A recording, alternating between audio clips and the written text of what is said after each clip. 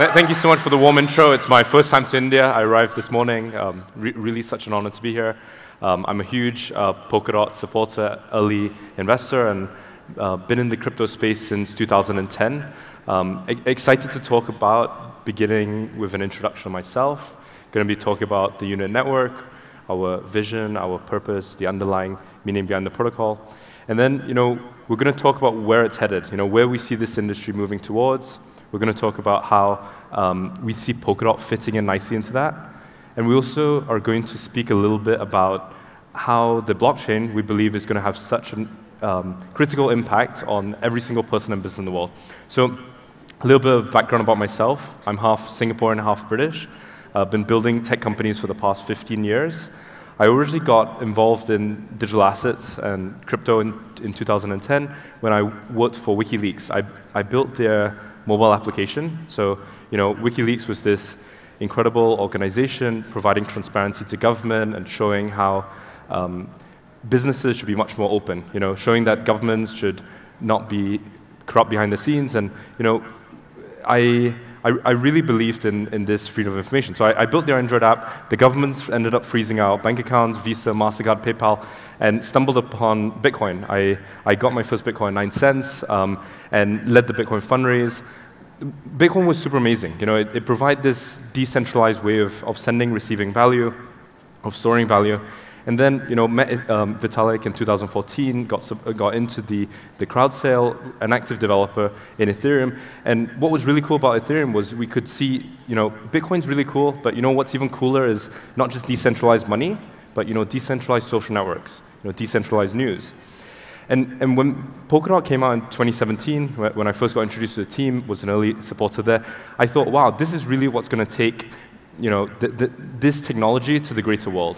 This idea of app chains, I think, are so revolutionary and transformational. And how Unit Network fits into this, we think, there's about 15,000 tokens in the world. We're excited for a future where there's 15 million and 15 billion tokens. Now, you might say, why do we need 15 billion tokens, right? So we basically believe that, there's lots of problems in the world, right?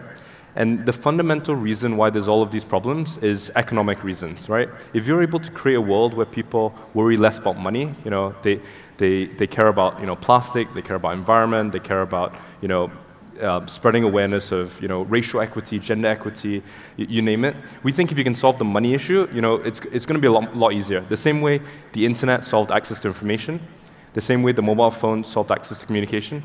We think that tokens, DAOs, the blockchain is going to do that to money, right? When the internet came out in the 90s, people couldn't have anticipated this free-flowing access to information, right? The internet just made it completely easy, right? The same with the smartphone. When the smartphone came out, people were like, okay, a bunch of nerds sleeping outside the Apple store, who's ever going to pay $1,000 for a phone, right? Now it's completely changed, right? So there's a small group of people now who care about tokens, who care about blockchain. We're super excited when there's millions of tokens. Each one of us in the room are going to have a personal token, right? Each restaurant you go to, for lunch, for dinner, every single restaurant, every single business is going to have a token, right? What this is going to do, it's going to cause there's two groups in society. There's the founders and the investors, and there's the customers and employees, right? All the money in the world is held by the founders who start companies, Jeff Bezos, Elon Musk, Mark Zuckerberg, etc., and the people who invested in them. If you're an early employee or a customer, you're effectively creating value for this group, the equity holders, the founders, the investors. The really cool thing about Bitcoin, the cool thing about Ethereum, the cool thing about Polkadot, Polygon, Avalanche, all of these protocols, is it allows the users and the customers to get a piece of it, right?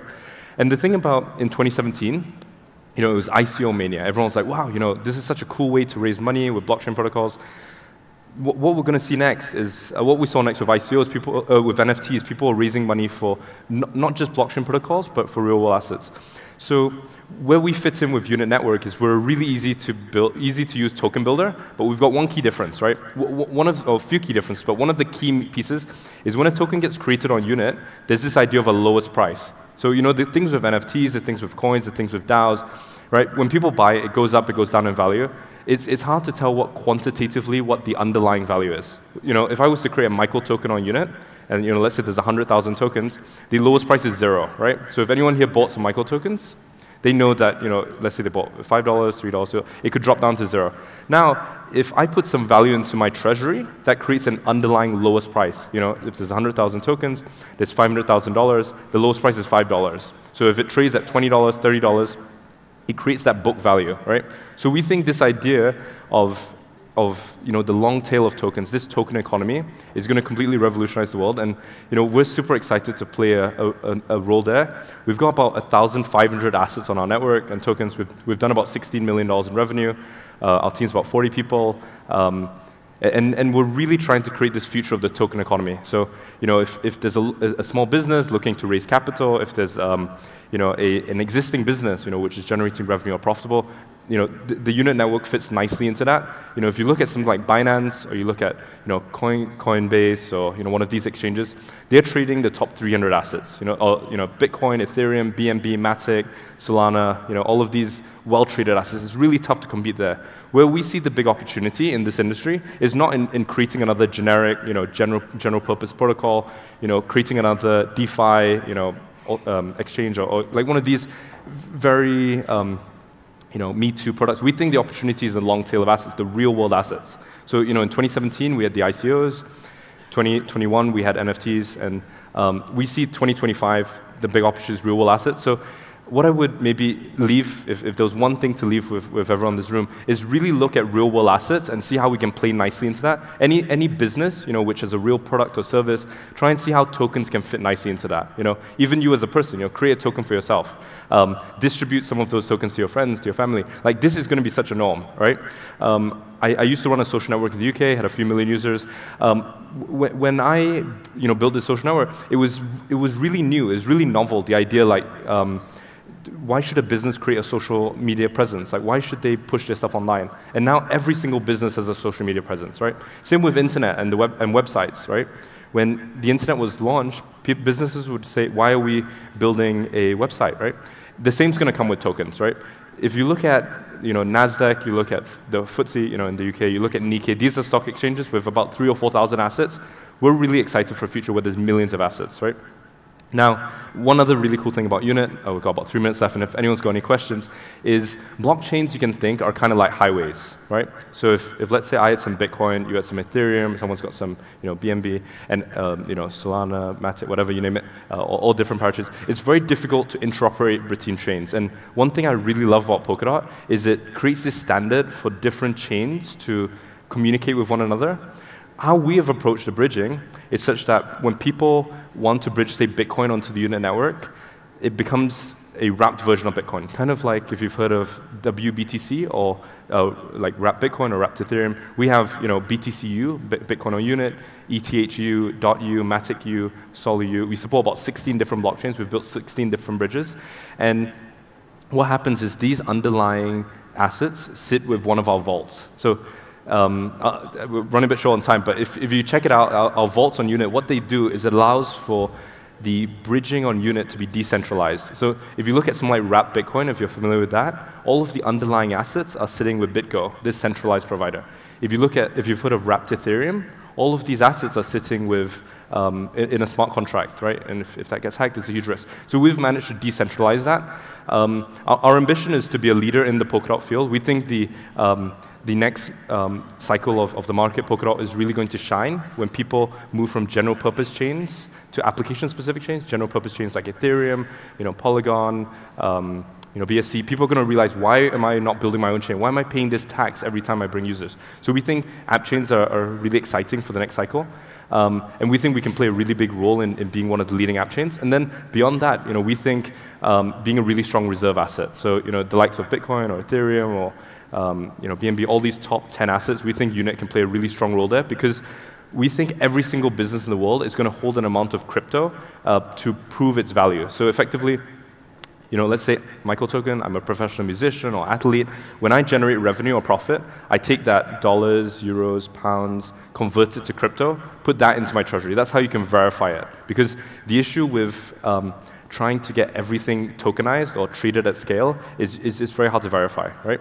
So the moment a business takes in the profit, converts it to digital assets, that's when you can verify that the earnings are actually there, and that's how you can price it. Does anyone have any questions, maybe before wrapping up?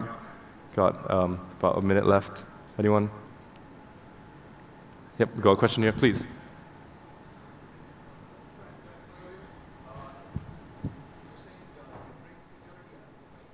Yep. Yep. So this is a great question. So the question is, how do we deal with compliance with the unit network? So we have the perspective that securities regulation is really meant to protect the retail investor, the everyday person, right? So every single token on unit, it's very clear what the downside risk is. If you bought into an asset on, Binance or, Coinbase or whatever, it's very unclear if you bought X amount, how much is it going to be worth in a year, in 10 years, in a day, 2 days. For us, it's very clear what the downside risk is, and we effectively provide that transparency, align the incentives. In a jurisdiction which is a bit sensitive towards security tokens, tokens are created, or issuers typically don't put their earnings into a treasury.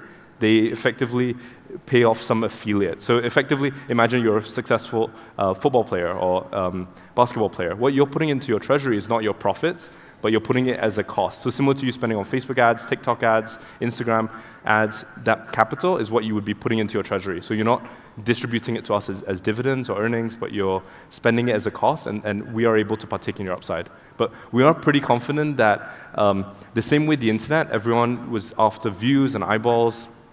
The same way apps, everyone's after downloads. When Instagram got quite 30 million users, $1 billion. Both of these needed to have business models, right? We see the same with blockchains and tokens. Now, if you have a token with a high market cap with lots of liquidity, people just say, okay, it's kind of worth whatever, billions of dollars, hundreds of millions of dollars.